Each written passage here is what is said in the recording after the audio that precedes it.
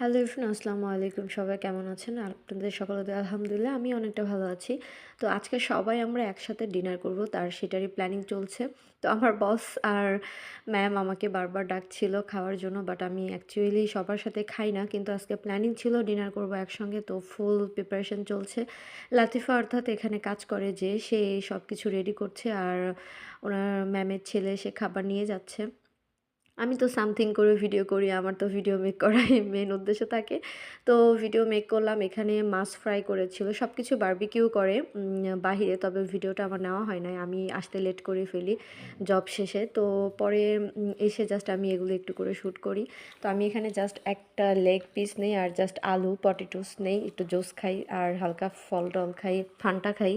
আসলে ওদের ওই মাছ টাছ ওগুলো খাওয়া সম্ভব না, কারণ তারা মাছের আঁশ ফেলে না, সেজন্য আমি ওইটা আর খাই নাই। তো আসার পথে আমি নিজের জন্য কিছু বাজার করে নিয়ে বাসায় চলে আসি। তো এই